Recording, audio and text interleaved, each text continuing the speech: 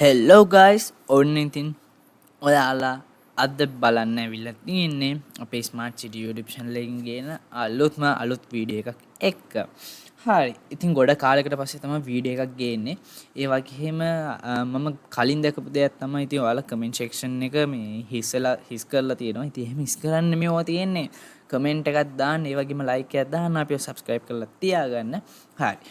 අද ඇවිල්ලා තියෙන ඔයාලට මතක ඇති මම පටන් ගත්තා Zero to Hero ප්‍රොජෙක්ට් එකක්. ඉතින් ඒකේ තව අනිත් කොටසකට තමයි අපි මේ ඇවිල්ලා තියෙන්නේ.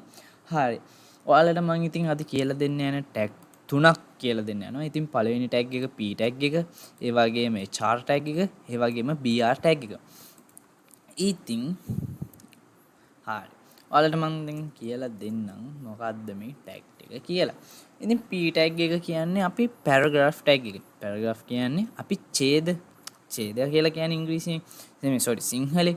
ඉතින් මේ ඡේද කියන එකට තමයි මේ පැරග්‍රාෆ් ටැග් එක කියන්නේ. ඉතින් ඔයාලට නම ඇහුවහමත් මොකද්ද කියලා තේරුම් ගන්න පුළුවන්. ඉතින් පැරග්‍රාෆ් එක කියන්නේ අපි දන්නේ නැති අයට කියලා දෙන්නත් එපා. දන්නේ නැති අය නම් නෑ මගේ මේ වීඩියෝස් බලන ඔක්කොම දන්න කට්ටියනේ ඉන්නේ. දන්නේ නැති වුණත් මගේ වීඩියෝස් බැලුවට පස්සේ ඔයාලා දැනගන්නවා අනිවාර්යෙන්. හරි. අපි මෙහෙම ගමුකෝ. දැන් අපි වෙබ්සයිට් එකට ගියාට පස්සේ ඔයාලට එයාලගේ මේ ඩීටේල්ස් ටිකක් දාලා තියෙනවා. හිතන්නකෝ දැන් ඔයාලට ෂර්ට් එකක් ඕඩර් කරන්න බැලුවා ඩරාස එකේ. වෙනම පැත්තෙන් දාලා තියෙනවා නේද එයාලගේ විස්තර ටිකක්. මේකේ කලර්, සයිස්, ඒ වගේම ගොඩක් ඩීටේල්ස් හදපු තැන්, මහපු තැන් මොකද්ද ගත්ත රෙදි වර්ග, ඒ ගොඩක් දේවල් දාලා තියෙනවනේ. දාලා නැති වුණත් සමහරක් ඔය මේ වෙබ්සයිට්ස් වල දාලා තියෙනවනේ. ඉතින් අන්න ඒ ඩීටේල්ස් ටික දාන්න මෙන්න මේ P ටැග් එකේ. හරිද? හරි. මෙන්න මේ P ටැග් එක මේ විදිහට ඕපන් කරගන්නවා. ඒ වගේම ක්ලෝස් කරගන්නවා. ක්ලෝස් කරගන්න ටැග් එකක් තියෙනවා. හරිද? හරි අපි මොකක් හරි ටයිප් කරන් යන්න. දැන් ඡේද හොය ඉන්න බෑනේ. හරිද? ඔන්න ඔය විදිහට අපි ඡේද මේවා කරගෙන ගියා. දැන් මේක ඡේදයක්නේ. අපි සාමාන්‍යයෙන් මේක ගොඩක්ම භාවිතා වෙන්නේ CSS වල. මොකද මේක මේ වෙන විදිහෙන් හසුරවන්න මම ඔයාලට ඒ වලිනුත් සීරීස් ගේන්නම්. එතකන් අපි දැනට මේක චුට්ටක් ඔළුවේ දාගෙන යම් මේක පාවිච්චි කරන්නේ ඡේද වලට කියලා. හරි. ඊළඟට මම ඔයාලට කියලා දෙන්න යන්නේ BR ටැග් එක. අපි මේක තුන්වෙනියට තිබ්බට BR ටැග් එක මම මෙතනින්දී කියලා දෙන්න.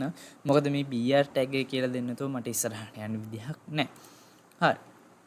ඉතින් මේ BR ටැග් එක කියන්නේ break line.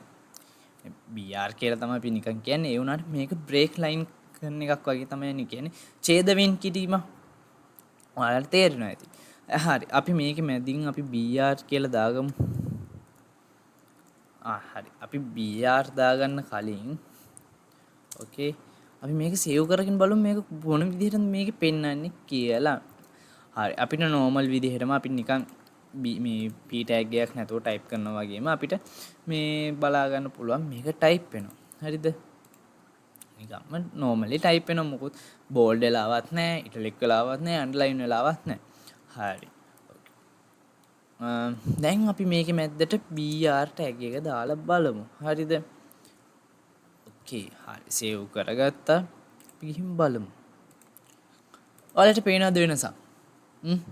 කියන්නේ මෙතන තිබ්බ මේ පැත්තට තිබ්බ ලයින් එක මේක දෙකකට වෙන් වෙලා තියෙනවා. හරි. අපි තව BR එකක් දාමු මෙන්න මෙතනින්.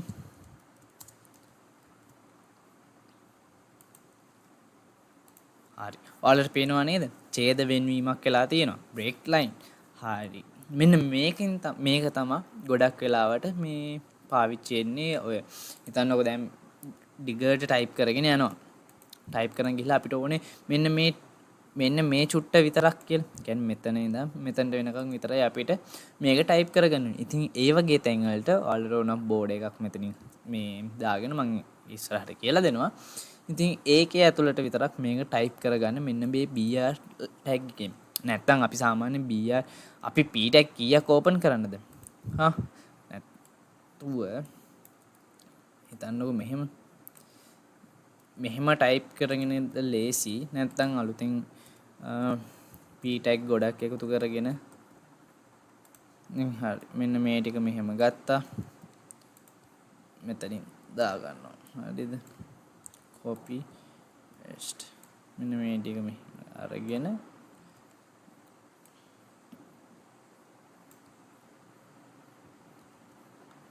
මෙන්න මෙහෙම අරගෙන මේ වගේ ගොඩක් මේ එකතු කරගෙන ටයිප් කරගන්න එකද ලේසි. නැත්නම් අර විදිහට බ්‍රේක් ලයින් එකක් දාගෙන අනික PR ටැග් ගොඩක් දාගත්තාම මෙතන මේ මැද ગેප් එකක් එනවා පේනවාද? ඉතින් ওই ગેප් එක නැතුව අපිට මේ ටයිප් කරගන්න ඕනේ නම් මෙන්න මේ විදිහට තමයි අපිට කරගන්න වෙන්නේ. කොහොමද? මැද්දට BR ටැග් එකක් දාලා. ඕකේ. දැන් ඔයාලා දන්නවනේ මොකද්ද මේ BR ටැග් එකෙන් කරන්නේ කියලා. sorry. අපි බලමු මේ HR ටැග් එකකින් මොකද්ද කරන්නේ කියලා. ඉතින් සවුන්ඩ් ටික එක වගේනේ HR BR. ඉතින් එක වගේනේ. සාමාන්‍යයෙන් BR කිව්වහම ඔය ෆ්‍රී ෆයර් ගහන යාළුවන්ට නම් මේ එන්නේ අර රෑන්ක් මැච් ගහන මැප් එකනේ. ඉතින් ඒක නෙමෙයි BR කියන්නේ. හරි. ඕකේ හරි. HR කියන්නේ මෙන්න මෙහෙම. අපි තව P tag එකක් මෙතනින් ඕපන් කරගමුකෝ. හරිද? paragraph. අපි වෙන එකක් ටයිප් කරගෙන යනවා මෙන්න මෙහෙම. හරිද? දැන් ඔයාලට පේනවා ඇති මෙන්න මේ දෙක පොඩි හිඩසකින් තමයි වෙන්නලා තියෙන්නේ. හැබැයි දැන් හිතන්නකෝ මේක වෙන මේ හඳුනා දෙන එක. කියන්නේ වෙන ඩීටේල්ස් එකක් මේ තියෙන්නේ වෙන ඩීටේල්ස් එකක් කියලා. මේ තියෙනවා වගේ context details ටික මේ තියෙන්නේ welcome details ටික කියලා හිතන්නකෝ. කියන්නේ thank you කරනවා අපේ මේ වෙබ්සයිට් එක බලන්න ආවට. ඉතින් දන්නේ නැති කෙනෙක් ඉන්නවා නම් දන්නේ නැති කෙනෙක් හිටියොත් අනිවාර්යෙන් දන්නේ නැහැ මේ මොකද්ද මේ දැන් මේ අකුරු තියෙද්දි ඔයාලට තේරෙන්නේ නැහැ නේ මොකද්ද කියලා. ඉතින් මේක අපි වෙන් කරලා පෙන්වන්න නැත්නම් සාමාන්‍යයෙන් ඔයාලා දැකලා ඇති වෙබ්සයිට් වල මේ මැදින් මෙන්න මෙහෙම ඉරක් ගිහිලා තියෙනවා මෙන්න මෙහෙට වෙනවා. හරි මැදින් හෝ උඩින් යටින් ඕන තැනින්. ඉතින් මෙන්න මේ ලයින් එක දාන්නේ මෙන්න මේ BR tag එකෙන්. ඒක HR tag එකෙන් sorry. මෙන්න මේ මැද්දට ඔයාලා HR tag එක දැම්මා කියලා හිතන්නකෝ. ඔන්න බලන්න වෙන දේ. ඔයාලට පේනවද මේ මේකේ මැද්දෙන් ඉරක් ගිහිලා තියෙනවා? ඒක ලොකු කරලා පෙන්නන්න මේ ඉරක් ගිහිලා තියෙනවා පේනව නේද? මෙන්න මේකට තමයි අපි HR tag එක කියන්නේ. හරිද? ඔයාලට ඒක ඕන තැනකට දැම්ම හැකි ඕනනම් ඔයාලට මෙතනට HR ඉතින් මේ HR tag එකට සහ BR tag එකට close tag එකක් නැහැ. හරිද? හොඳට මතක තියාගන්න මේ paragraph tag වලට සහ අනිත් tag වලට close tag එකක් තිබ්බට මෙන්න මේ HR tag එකටයි මෙන්න මේ BR tag එකටයි close tag එකක් එන්නේ නැහැ.